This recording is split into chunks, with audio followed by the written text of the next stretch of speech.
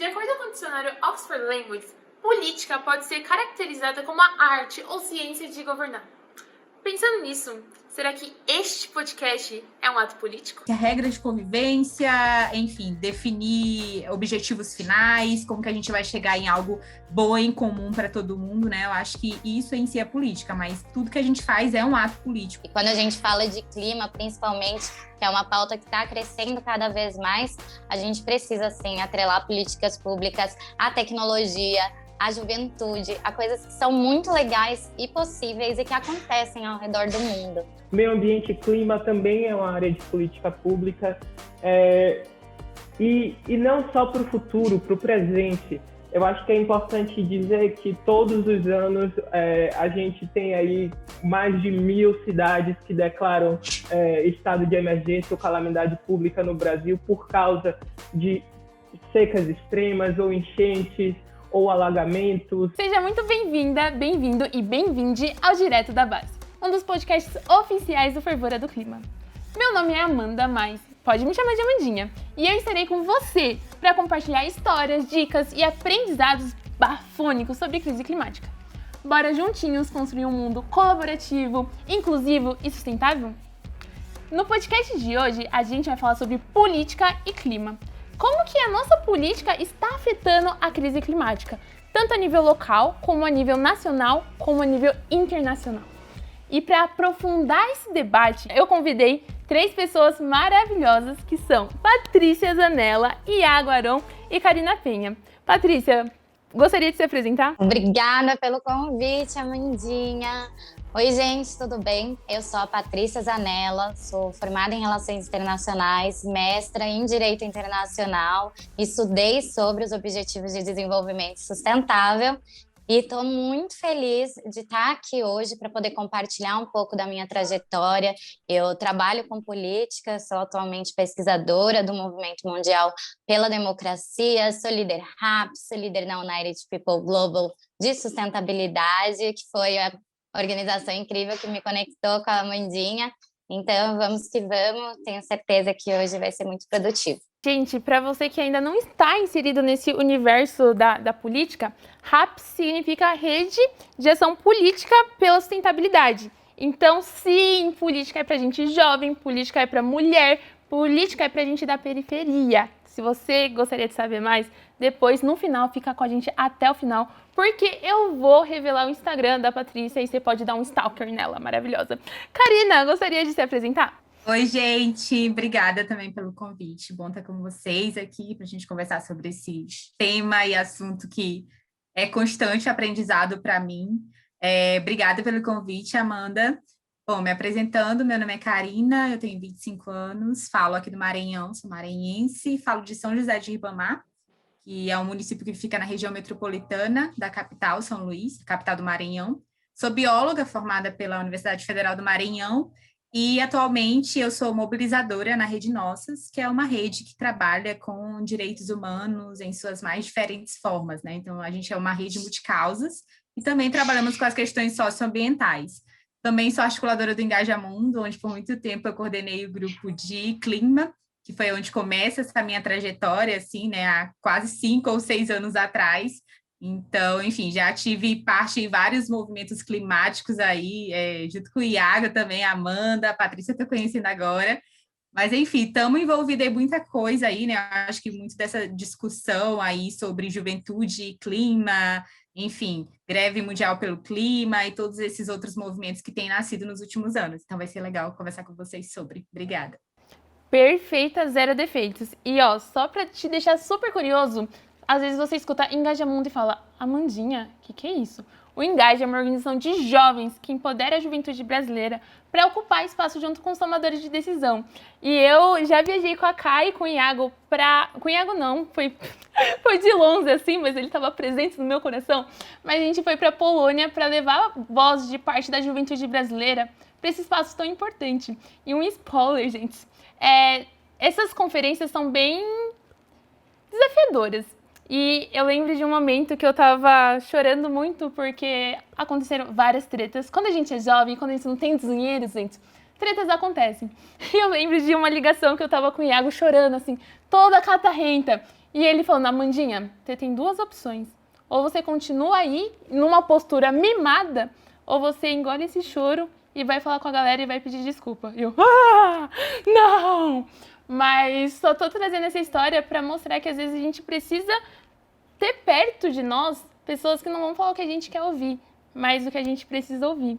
Iago, gostaria de se apresentar? Oi, Amandinha, meu amor. Oi, gente, eu sou Iago. A gente não viajou junto, mas a gente se conheceu em uma COP, né? Então tá no lucro. Eu sou Iago Heron, sou da Bahia, não dá para negar pelo sotaque, tenho 27 anos, sou ativista climático desde os 13, então a maior parte da minha vida eu estou falando de clima, estou falando de política, estudei ciências sociais, estudei a participação de jovens na Conferência de Paris e qual foi a interferência nossa dentro do Acordo de Paris. Por muitos anos fui coordenador geral do Engaja Mundo. Atualmente sou vice-presidente da Plant for the Planet aqui no Brasil. Continuo como conselheiro do Engaja Mundo, mas eu estou numa nova missão aí de vida, trabalhando na Open Society Foundation, coordenando o portfólio de justiça climática para a América Latina. E basicamente o que eu faço hoje da vida é conversar com novas organizações e pessoas que estão fazendo campanhas, mobilizações, tem ações na área de clima no nosso continente, inicio processos de doações para essas iniciativas. Esse é um pouquinho aí de mim e amo política também, gente. Vamos falar muito de política. Maravilhoso. Galera que me acompanha desde o primeiro podcast. Lembra quando eu falei do ICS, o Instituto Clima e Sociedade, que era a organização rica que dá dinheiro para todas as organizações no Brasil? A Open Society Foundation é tipo a riquíssima, que dá dinheiro para as organizações que dão dinheiro. Então, só para mostrar que às vezes a gente olha pessoas nessa posição e fala, meu Deus, nasceu em berço de ouro, é muito rico. E eu acho bem legal trazer que o que me possibilitou estar aqui, o que possibilitou a Karina, o Iago e a Patrícia foi o trabalho voluntário. Então, quando a gente descobre o que a gente ama e faz com amor, gente, o nosso futuro é brilhante, sabe? Às vezes a gente não enxerga o caminho final, mas é só a gente colocar o nosso coração e fazer com amor que as coisas acontecem. E para começar esse podcast, para aprofundar esse debate e a gente mergulhar no tema, vamos fazer uma pergunta bem interessante. O que é política? Eita, vou responder essa, mas também eu acho que eu quero a contribuição, claro, do Iago, né? Que super estudou isso, da Patrícia também. Porque eu acho que falando sobre política bem do meu olhar, da minha vivência enquanto bióloga e alguém que, enfim, sempre foi muito curiosa sobre esse tema, né? Eu acho que nasce muito dessa inquietação, né? Então, como que a gente participa, como que a gente está mais perto desse contexto, e aí a gente vai descobrindo em si o que é política, né? Eu acho que o termo político, hoje em dia, dependendo do lugar onde tu vai perguntar isso, né? Onde, enfim, tu vai ter pessoas falando sobre, alguém vai te trazer alguma coisa específica, né? Eu acho que mais do que nunca, nos últimos anos, quando a gente fala em política, o primeiro momento já é uma coisa muito negativa, né? Então, você fala política, o pessoal já fica, eita, não quero falar sobre isso, né? A gente tem aquela cultura de que política não se discute, então, enfim, cada um fica na sua, cada um tem sua opinião, e é isso mesmo. Quem venceu nas urnas faz o que tem que ser feito. Eu lembro muito que quando eu estava na faculdade, a gente foi estudar um pouco, né, sobre filósofos e tal, e como que eles viam a política e como que eles determinavam o que era isso. Eu lembro que uma vez um professor me falou que a diferença, né, dos seres humanos dos outros animais é que nós somos animais políticos, né? E aí gerou essa discussão do que, afinal, o que é política, né? Então, o que é política? O que difere a gente, né? Então, naturalmente, o ser humano, ele tem essa necessidade de convivência aí em comunidade, né? Em sociedade. Então, a gente é levado para isso. Então, a política em si, esse termo, está muito relacionado a essa convivência. É conviver, é criar regras, é criar formas de como conviver bem, né?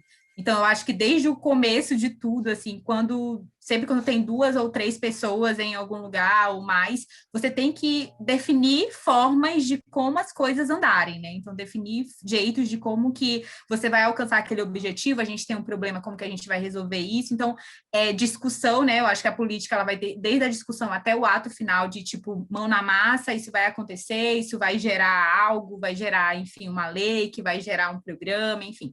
Mas política em si, eu acho que é muito isso, né? Convivência, discussão e eu acho que inquietação também, né? Então, essa é a minha visão, assim, que eu tenho de política. E eu lembro que uma vez eu ouvi uma frase que, a não ser que você viva totalmente isolado do mundo, não tem como você fugir da política. Não tem, né? Tipo, tudo que a gente faz é política, né? Eu lembro que sempre eu sou, às vezes, muito questionada pelo que a gente faz. Ah, mas tudo vocês querem envolver política e tal. Não, a política, ela está envolvida em tudo que a gente faz, né? Então, eu acho que definir o termo política, ele é muito variado, né? Eu acho que olhando para o Brasil em si, em cada lugar que você vai, esse termo ele vai ser de uma forma diferente. Regras de convivência, enfim, definir objetivos finais, como que a gente vai chegar em algo bom em comum para todo mundo, né? Eu acho que isso em si é política, mas tudo que a gente faz é um ato político, né? Porque influencia a nossa vida, influencia as outras pessoas, seja positivamente, seja negativamente. Às vezes a gente faz algo e pensa, é só eu que estou fazendo isso, então, né, tô nem aí para os outros, isso vai ser só para mim, uma coisa boa que eu estou fazendo ou não, mas na verdade a gente vive em sociedade, então tudo que a gente faz acaba sendo um ato político, né, apesar de, é a minha opinião, eu tenho direito de expor isso ou fazer aquilo, e o exemplo disso é nas urnas, né, você vai lá e faz o que você acha correto, mas influencia a vida de todo mundo. Perfeita. Tudo que a gente faz é um ato político. Dormir é um ato político, comer é um ato político, estudar é um ato político, tudo. A gente não pode tirar a política e falar, não, política é tudo ladrão. Não, gente. Então, esse podcast tem esse intuito de traduzir um pouco esse conceito tão amplo. Só que quando a gente pensa de forma profunda, de forma estratégica, a gente precisa olhar para as políticas públicas. Com certeza você já deve ter escutado esse termo na televisão, sabe? No jornal CNN, ou quando sua mãe tá assistindo, você fala, meu Deus. Mas, às vezes você não sabe o que é uma política pública. Mas a gente tem a Patrícia aqui que vai contar pra gente o que é uma política pública. Pá, pode falar. A política pública ela já começa dando essa confusão pelo próprio nome, né? Porque quando a gente pensa na palavra política, política quer dizer, né, da palavra polis, que é aquilo que é comum a todos. Então, quando você coloca política pública, as pessoas sempre ficam meio confusas, mas, política já não deveria ser pública?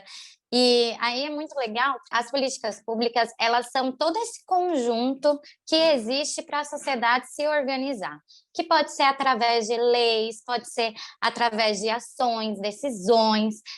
As políticas públicas, elas têm os 3 níveis também, que é o federal, o estadual e o municipal. E o mais interessante é que elas podem ser e devem ser formuladas com os cidadãos através dos comitês. Então, todas as secretarias, tem vários jeitos, a gente vai falar mais sobre isso hoje, quais são os meios dos jovens participarem da formulação de políticas públicas ativamente e saber mais de perto o trabalho dos parlamentares, da prefeitura, tudo que está acontecendo na nossa cidade é um meio de estar próximo e fazer com que elas, de fato, sirvam para o maior bem da sociedade, que é visar um melhor espaço comum para todos, que, de fato, seja uma política pública eficiente, que é um dos maiores problemas que a gente tem no Brasil.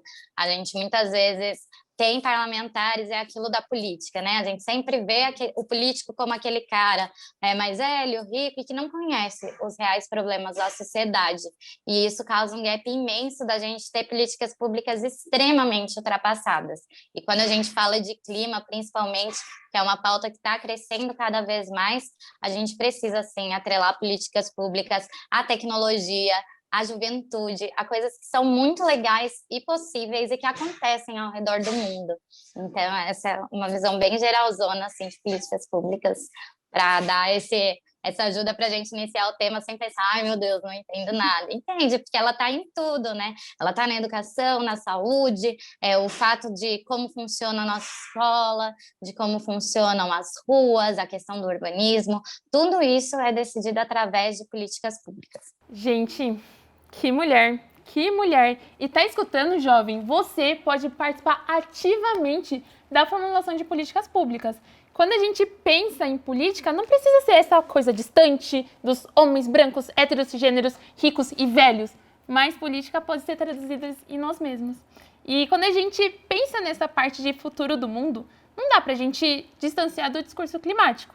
Mas o que será uma política climática? Tem muitas coisas aí, né, Amandinha? Eu acho que eu vou partir de onde a Patrícia falou, porque política climática é uma política pública, porque, assim como ela falou, né, que existem várias áreas de política pública, educação, saúde, meio ambiente e clima também é uma área de política pública, e não só para o futuro, para o presente. Eu acho que é importante dizer que todos os anos a gente tem aí mais de 1.000 cidades que declaram estado de emergência ou calamidade pública no Brasil por causa de secas extremas ou enchentes ou alagamentos, deslizamentos de terra. Então, acho que essas incidências e tudo que acontece pela crise climática no país já existe. Eu acho que tem um documentário muito interessante que vocês podem assistir, que é O Amanhã é Hoje, o drama dos brasileiros que já estão vivendo os impactos da mudança do clima, que traz bem para essa realidade nossa. É que tem uma galera que não está atenta a essas questões climáticas. Essa galera tem tido prejuízos expressivos. A gente combatia o fogo com chinelos, com chuteiras. Então, isso me toca muito.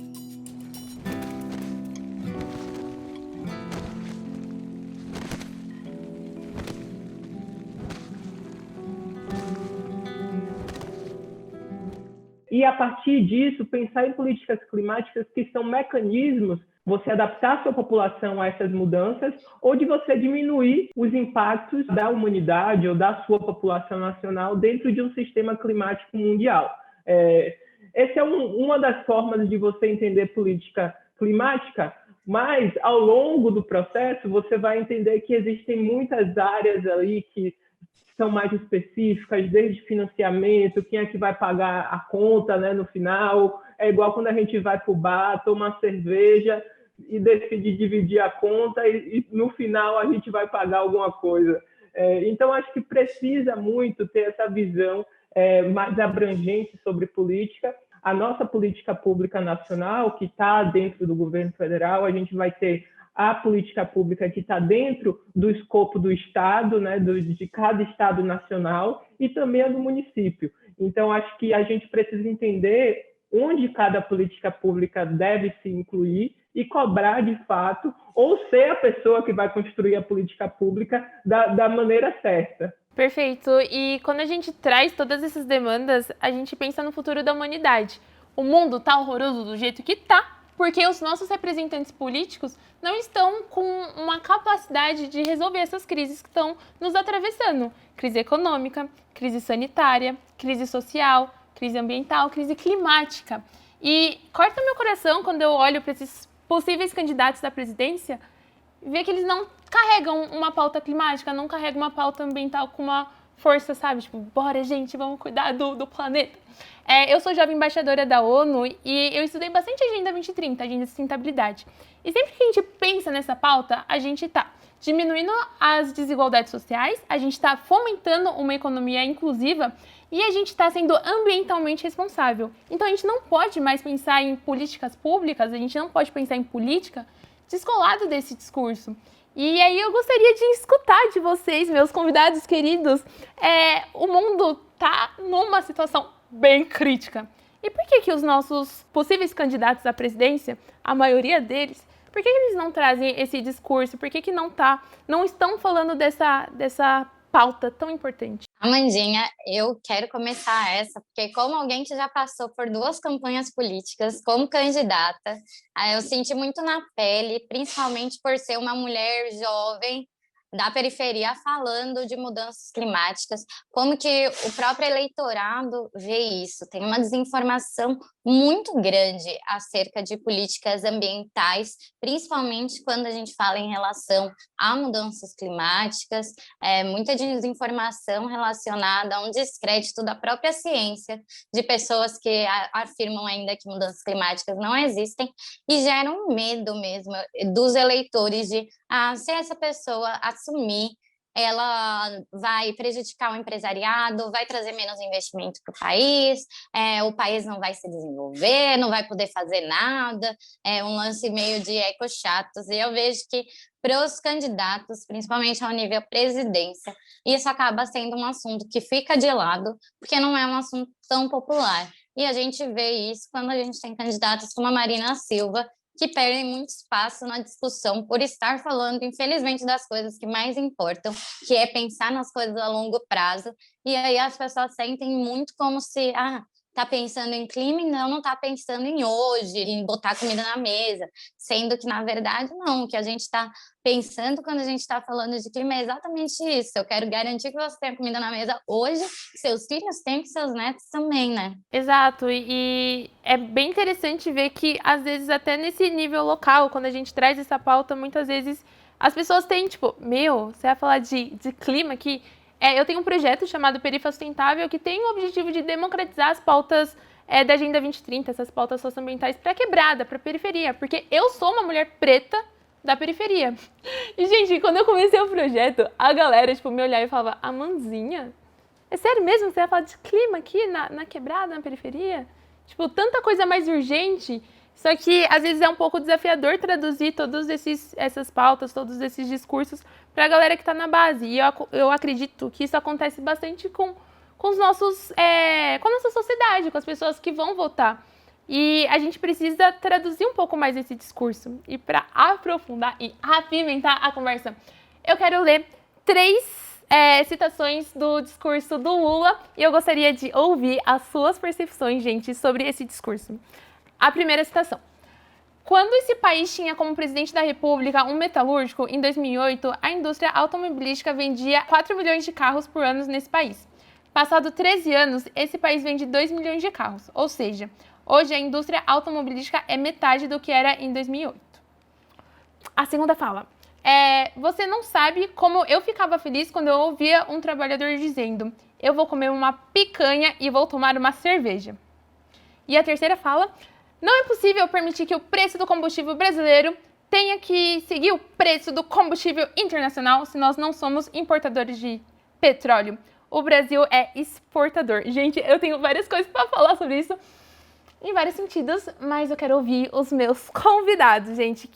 Como que essa frase, como essas frases ecoam no coração e o que vocês gostariam de comentar sobre elas? Eu acho que ainda voltando para a sua pergunta anterior, antes de responder essa, o político fala do que a população quer ouvir. Se a população não está querendo ouvir sobre clima, o político não vai falar sobre clima. Então, acho que tem muito aí um processo de entender a cabeça do eleitor, e historicamente no Brasil, o eleitor brasileiro vota por pautas de emprego, educação, saúde e segurança. E aí, se você pega uma historicidade das últimas eleições, depois da redemocratização, você vai ver essas pautas no centro do debate. Eu acredito que está mudando, eu acredito que tem muitos políticos já falando de meio ambiente, já falando de clima, seja em esfera estadual, seja em esfera nacional, e também movimentos que estão fazendo essas conexões entre falar de clima e falar de periferia, assim como o seu projeto, e conversando com organizações da América Latina toda, eu cada vez mais percebo isso. Quem está sendo afetado pela crise climática na base são as pessoas que são historicamente excluídas. Então, acho que o clima, ele não traz o impacto climático para a população, ele não traz nada de novo, a não ser o aprofundamento de uma crise que já existe, que é a gente falar de desigualdade, que é a gente falar do quanto as pessoas pretas, principalmente aqui no Brasil, são mais afetadas por a crise climática, que é falar dos mais pobres, das mulheres. Então, acho que tudo isso está no mesmo barco aí, a gente precisa cada vez mais trabalhar junto para tentar encaminhar. Sobre o discurso de Lula, especificamente, todo o resto do ponto do momento de nosso Brasil foi um discurso válido porque falou de Covid, falou de vacina. Porém, nesse ponto específico, o Lula voltou dos anos 70. Essa que é a minha impressão. Mas, ao mesmo tempo, eu acho que a gente tem uma oportunidade muito grande de colocar pautas, tanto de justiça climática, quanto da gente entender a Amazônia como uma pauta de eleição no ano que vem, muito grande, maior do que a gente nunca teve em toda a história. Eu acho que, a partir de agora, como é que a gente pode criar narrativas para fazer que essas pessoas entendam destruindo a floresta, a gente pode desenvolver por outras vias que não sejam a via de produção de carro, porque o carro não diminuiu justamente porque a economia e as empresas decidiram de sair. As empresas também decidiram de sair por uma questão climática, porque mundialmente os carros estão começando a pensar em formas alternativas. Não é à toa, por exemplo, quando a Ford decide tirar a fábrica daqui de São Paulo e da Bahia, que ela deixa o centro de estudos na Bahia, porque esse centro de estudos é justamente estar investindo em ciência e tecnologia e essas formas alternativas de você pensar em como a locomoção daqui a alguns anos vai ser mundialmente, e já está sendo em alguns países. A política ela é complicada se a gente não tem uma estratégia definida, mas eu acho que a gente tem muito um poder na mão de pautar, e tanto de um lado quanto do outro, os temas de meio ambiente e clima. Perfeito, e acho que é bem interessante a gente trazer para perto esse discurso, porque quando a galera tá de fora, às vezes fica um pouco fácil de dizer, pessoal, vamos só andar de bicicleta, vamos parar de comer carne. Quando a população preta e periférica não tá andando de ônibus porque não tem condição financeira de ter um carro. E a gente precisa repensar o nosso modelo de política para descentralizar e trazer oportunidades aqui para a quebrada, aqui para a periferia. Falando também dessa questão da carne, né? Tipo, meu Deus, a carne tá cara. Gente, quando eu comecei a trazer esse debate aqui dentro de casa, eu ouvi dos meus pais que eles não podiam comer carne porque era caro. Então, não é apenas uma questão de deixa eu cuidar do meio ambiente. Como o Iago bem trouxe, é uma questão de narrativa, que a gente precisa ter muito cuidado na hora de abordar esses assuntos. Um ponto que eu gosto sempre de trazer é a parte do racismo ambiental. Apesar da alegria da galera se reunir e comer aquela carne no final de semana, aquela linguicinha, são esses produtos que estão matando o nosso corpo, que estão tirando a vida do nosso meio ambiente e tirando a nossa própria vida. Mas eu também quero ouvir a Karina Penha. Ká, pode falar, por favor. Sim, é muito bom ouvir vocês, assim, né? A primeira pergunta que tu fez, Amanda, antes sobre eleições, candidatos e o que a gente faz sobre isso, como que a gente está pensando no meio ambiente, eu me lembrei muito dessa última eleição municipal que teve, e uma coisa que eu achei super bacana foi as pessoas tendo um pouco mais de atenção, ainda muito mínimo, aos planos de governo, né? Então, tipo, é isso, né? Cada candidato tem que apresentar isso, tem que apresentar suas ideias, tem que apresentar o que ele está pensando sobre várias pautas. E eu lembro que eu fui ver, né, os planos dos candidatos aqui do meu município. E, gente, triste, assim, não tem. Eu acho que os poucos que falavam ou que tratavam sobre meio ambiente era muito ainda um discurso muito, muito pouco ainda falando sobre reciclagem de uma forma totalmente longe da realidade das pessoas, sabe? Então, eu acho que esse discurso, ele ainda é muito distante. Nessa forma de política que a gente conhece, que já é mais reproduzida no Brasil, a gente sabe que, de fato, as pessoas vão falar aquilo que elas vão querer ver ali, especialmente, às vezes, o eleitor, a gente, né, não pensa sobre o que vai ser bom para todos, né? A gente pensa aquilo que vai me beneficiar, se a minha rua vai ser pavimentada, se eu vou ter o meu emprego por votar em tal pessoa. E a gente também não pode, tipo, ver as pessoas como culpada por isso, se, tipo, a pessoa que tem o sonho de ter a rua pavimentada porque a rua nunca foi pavimentada a vida inteira. Então, eu acho que, enfim, são lugares muito críticos que a gente chega, muito específicos também e muito pessoais, né, sobre as diferentes realidades que a gente tem no Brasil. Mas essa ainda é uma realidade super distante. A gente falar sobre isso ou trazer essa temática e de uma forma que ela seja super discutida, né?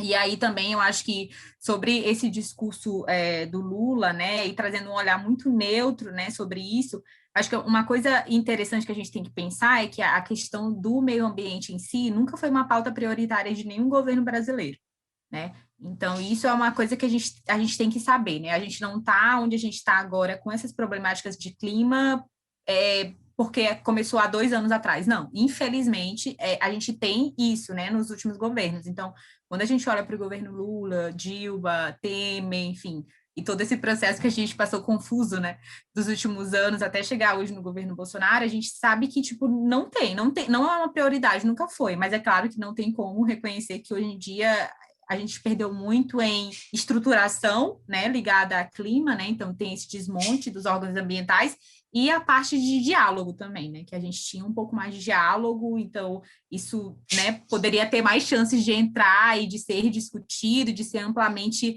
né, modificado, mas hoje em dia, de fato, a gente, enfim, volta a ter que discutir se essas pautas, será que isso é verdade? Será que mudança climática é verdade? Então, de fato, é um regresso muito grande, né? Mas eu acho que essas falas, assim, de Lula, uma coisa que eu vi nas redes, assim, quando saiu o discurso e tal, foi a galera falando sobre o discurso populista, né? Como que isso atrai as pessoas, ainda mais nesse momento que a gente, enfim, ouve tanto o nosso presidente falar de uma forma acerca de uma crise sanitária, que é o Covid que a gente está passando, e a forma como fala disso, e aí, de repente, alguém vem e fala, não, é importante, a gente precisa fazer isso e tal. Mas eu acho que essas outras pautas específicas que tu trouxe, Amanda, e aí para comentar rapidinho sobre, eu acho que o petróleo é um problema enorme que a gente tem no Brasil, e quando a gente começa a falar sobre pré-sal, a gente pega numa ferida muito grande desses últimos governos, né? Porque quando a gente fala de economia, quando a gente começa a falar sobre pré-sal, assim, eu me lembro começando, ensino fundamental para o médio, começando essa discussão, né? De tipo, a gente sabe que o combustível fóssil, o petróleo é um combustível fóssil, e eu me lembro, gente, o dia que eu fui falar para o meu pai que petróleo vinha do fóssil, tipo, ele não acreditou, assim, inicialmente. Não, claro que não, nunca, tipo, como assim, sabe? Como assim o petróleo vem do fóssil, enfim, de seres vivos que viveram há milhares de anos aqui. É maluco a gente pensar, ou seja, é uma coisa que ela vai acabar, vai acabar. Não dá para a gente manter, eu acho que essa problemática toda que a gente tem no Brasil e toda essa loucura que aconteceu nos últimos anos da Petrobras também é um problema que está alertando, tá aí.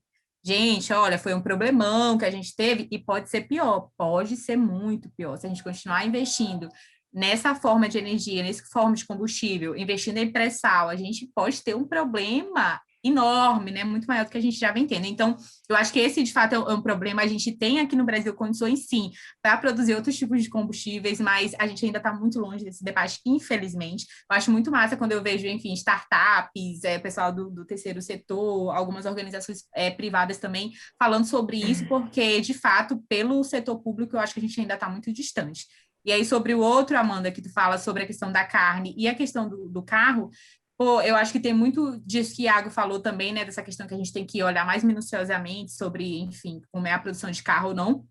Mas uma coisa que a gente tem que pensar é que eu acho que tem dois discursos muito diferentes. Uma pessoa que sempre andou de carro a vida inteira, o pai sempre teve carro, a mãe sempre teve carro, então ela tem um discurso político hoje, um olhar mais crítico, ela pensa assim, cara, eu não vou andar de carro, né? Tipo, eu tenho a opção de andar de bicicleta, na minha cidade tem ciclovia e tal, e a gente tem uma outra parcela da população que a vida inteira quis ter um carro, sabe? Então, tipo, a minha preocupação, às vezes, quando a gente está no debate político, é de não continuar fazendo com que essas pessoas se sintam culpadas, sabe? Tipo, pô, é outro mundo, gente, é outra realidade. Quem anda de ônibus quer um carro. Quem anda de ônibus quer um carro, sim, sabe?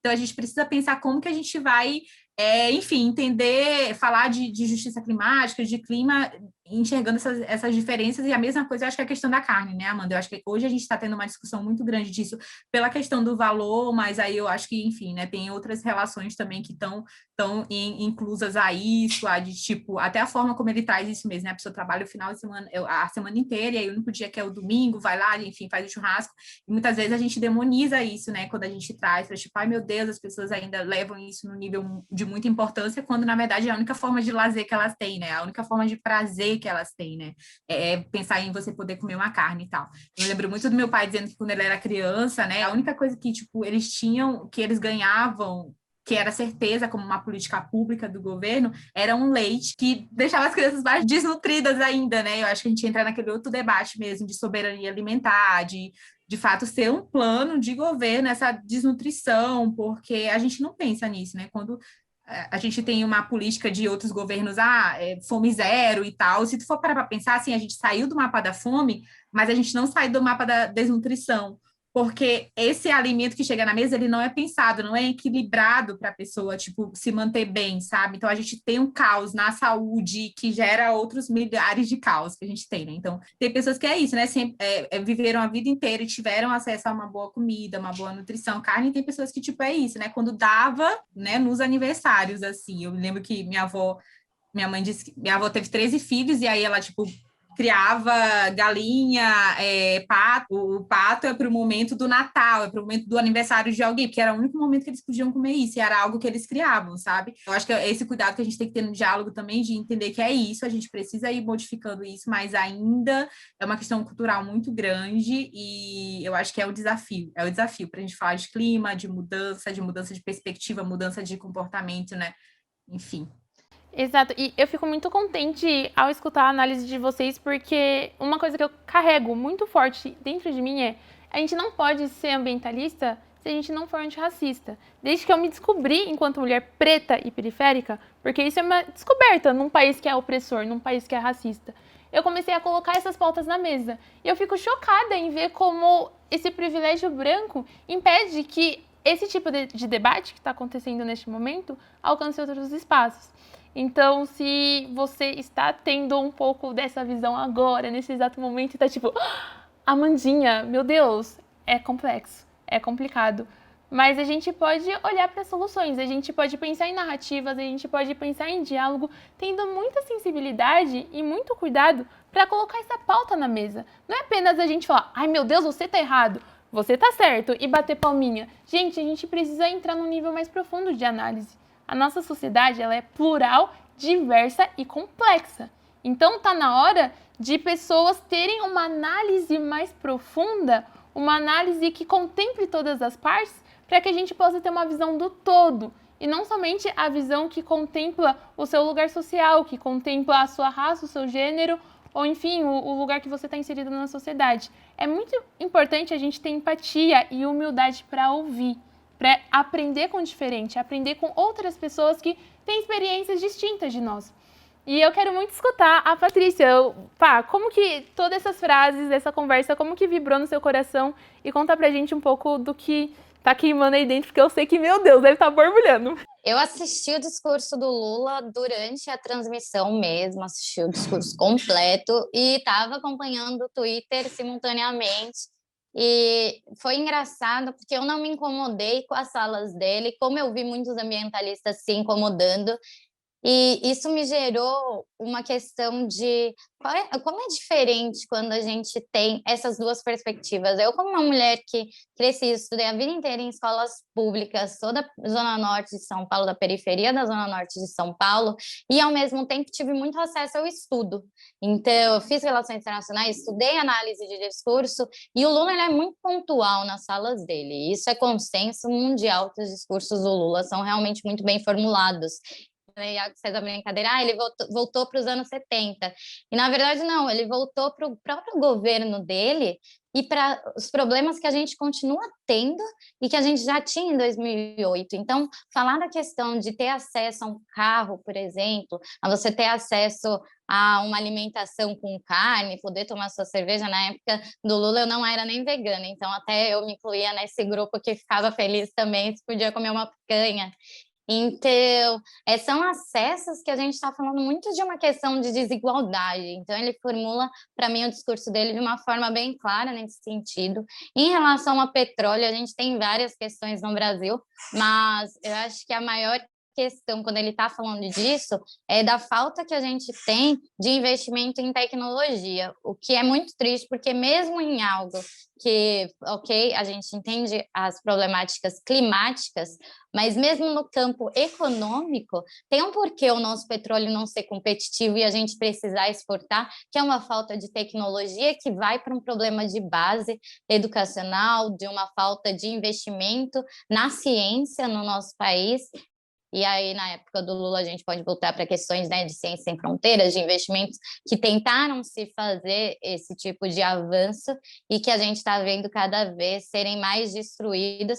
E eu falei muito para a Mandy em questão disso, poxa, mas sério que a gente vai falar sobre um discurso de alguém que não tem mandato no momento que a gente está vivendo esse desmonte tão grande do meio ambiente? Poxa, eu tive amigas que alcançaram cargos na questão ambiental, nos ministérios do meio ambiente, que se demitiram, que foram embora, porque não era um espaço seguro mais. Então, a gente está vivendo um momento de silenciamento dos ambientalistas, nós somos perseguidos, realmente a gente está passando por um momento que os arquivos do Ministério do Meio Ambiente são destruídos, que a gente teve vários momentos que as pessoas que estavam lá dentro desses órgãos públicos de defesa ambiental, defesa climática, estavam num cenário de sair antes de ir para casa e tentar levar o maior número de coisas. Então, a gente está vivendo um momento tão difícil que eu acho que, assim, nesse ponto do Lula, ele falou muitas coisas importantes nesse discurso, mas é uma realidade muito distante falar de meio ambiente com todos os problemas que estão existindo, e essa narrativa agora que a gente teve foi pior ainda, com a eleição dos novos presidentes das comissões do meio ambiente. Então, já não bastava a gente ter um antiambientalista no Ministério do Meio Ambiente, agora em diversas comissões nós temos também pessoas do PSL, extremistas, que falam que mudança climática não existe. Então, o nosso desafio é gigante, é estrutural, e eu fico muito feliz quando a gente pode falar disso sem apontar o dedo, com um discurso muito elitista, né? De, não pode comer carne, petróleo não faz diferença nenhuma, não precisa ter carro. Então, são vários aspectos que a gente tem que acolher muito bem. Inclusive, em relação ao petróleo, até eu lembro que eu tinha uma amiga que fazia engenharia do petróleo também na periferia, e que na época da faculdade um monte de gente começou a zoá-la, tipo, não vai ter emprego, tá vendo que vai dar de errado com pré-sal. Então, olha o tanto de violências que a gente passa, ao invés de ser mais propositivo, de pensar num cenário que a gente pode construir junto, né? Transição, né? A gente começa a pensar, né, como vai ser daqui a alguns anos e criar estratégias de que as pessoas que hoje trabalham nessa cadeia não sejam desamparadas, não sejam, por exemplo, quando a Ford vai embora, sejam 5 mil pessoas demitidas. Como é que a gente reinclui essas pessoas dentro do mercado de trabalho e cria espaços de aprendizagem? Porque a mudança é inevitável. Tudo que a gente aprendeu nos últimos anos vai deixar de existir e a gente vai estar iniciando, na verdade, já iniciou, na verdade, um novo mundo, seja com fonte energética nova. É importante dizer que a energia solar no passado foi uma das áreas que mais cresceu economicamente no Brasil. Então, acho que a gente pode perceber essas mudanças e tentar se reincluir, mas também precisa de política pública do governo, que não tem, a gente fica a par, né? E quase sem nenhum apoio. Gente, tem uma frase de um livro que eu li, indicado pelo Matthew Shirts, que é A Terra Inabitável. Se você quer ter felicidade, não leia esse livro. Mas se você quer ter um pensamento crítico e entender a urgência desses temas que a gente está falando agora, leia esse livro. E uma das frases que eu gostaria de trazer é: o futuro já chegou, só que ainda não foi distribuído de forma igualitária. Quem trouxe essa frase foi o William Gibson. O autor do livro, da Terra Inabitável, ele traz que a mudança climática ameaça o próprio alicerce da vida no planeta. Apesar desse tema ser doloroso, falar de política incomoda, falar sobre crise climática é desconfortável. Mas a gente não pode apenas falar, não quero isso, deixa eu viver a minha vida aqui na minha bolha da alienação. Não dá, gente. A gente precisa colocar o elefante grande na sala e trazer esses temas. Eu tô muito contente com essa conversa, tô muito contente porque a gente conseguiu simplificar alguns termos que são complexos e convidar a galera pro debate. Gente, imagina que você tá aqui no sofá da minha casa, participando dessa conversa com a gente. A gente não precisa de um Iago, de uma Patrícia, de uma Karina ou de uma Amanda falando sobre política, mas a gente precisa da sociedade brasileira trazendo a importância dessa pauta. E a gente está encaminhando para o final, infelizmente, mas uma pergunta que eu sempre gosto de trazer para os meus convidados é: se vocês pudessem tatuar uma mensagem no coração de todo mundo que vai escutar esse podcast, o que vocês falariam? Eu falaria, gente, se movimenta, bora se movimentar. Vamos fazer alguma coisa. A gente é essa geração. Eu acho que a gente já está em lugares específicos e daqui a alguns anos, se a gente não fizer nada e se a gente não tiver autocrítica a todo momento, a gente vai ser essas pessoas que a gente toca e fala a todo momento. Então, eu acho que vamos se movimentar e autocrítica a todo momento é o principal. Amandinha, a minha frase é a frase que a gente sempre usa em Ecociclo, que é a minha startup, que a gente desenvolveu o primeiro absorvente 100% biodegradável do Brasil. E a gente fala assim, sonhar grande e sonhar pequeno dá o mesmo trabalho. Então, gente, bora sonhar grande, bora acreditar que é possível construir um país mais justo, mais sustentável, mais consciente, com a juventude nos espaços de tomada de decisão. Eita, gente, amei. Eu acho que a minha nem, não sei se é uma frase em si, mas uma coisa que eu gostaria de comentar, que a Amanda também falou de um livro, né? De um outro livro que eu estava lendo, que é do Jonathan Safran, que é Nós Somos o Clima, né? Cuidar do clima, cuidar do planeta começa no café da manhã. E eu amo a perspectiva que ele traz nesse livro, inclusive deixo como indicação, porque eu acho que ele traz exatamente essa crítica sobre por que o assunto de clima ainda não é tão priorizado e como que, enfim, a gente não pode culpabilizar as pessoas por isso, porque, de fato, tem um contexto histórico que a gente traz sobre isso, né? Um contexto cultural também.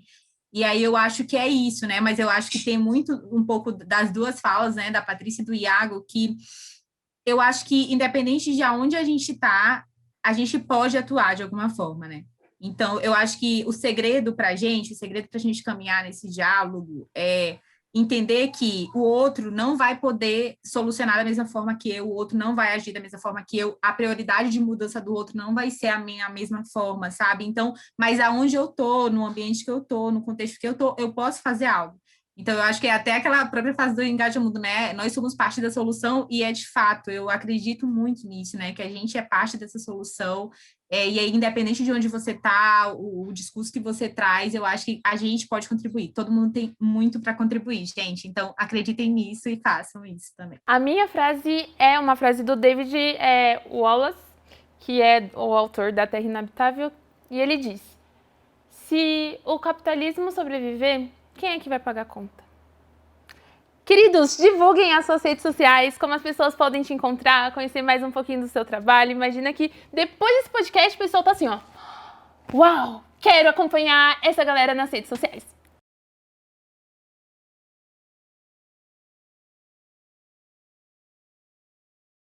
Gente, é nome mesmo que mãe é doida, botou esse nome em mim. Gente, vocês podem me encontrar em Patrícia Zanella, Zanella com 2 L's, em todas as redes sociais. E também convido vocês a acompanharem mais de pertinho meu trabalho no Ecociclo Oficial. Gente, vocês também podem me encontrar nas redes sociais. Meu é bem facinho, @cataflow com K, Cataflow com K, tudo junto. E também convido vocês a conhecerem as redes do Nossas, que é @_Nossas e o @Engajamundo. E aí, por lá, vocês vão ficar sabendo de tudo que a gente está fazendo. Todas as empreitadas, ideias muito doidas. Beijo! Tem o Instagram do Fervura no Clima e também o do meu projeto, que é o @perifasustentável. E, gente, esse podcast foi um oferecimento especial da Bafalcos. Ela é a minha maquiadora, ela fez essa maquibafo. Então, segue ela também no Instagram. Um beijo, tchau!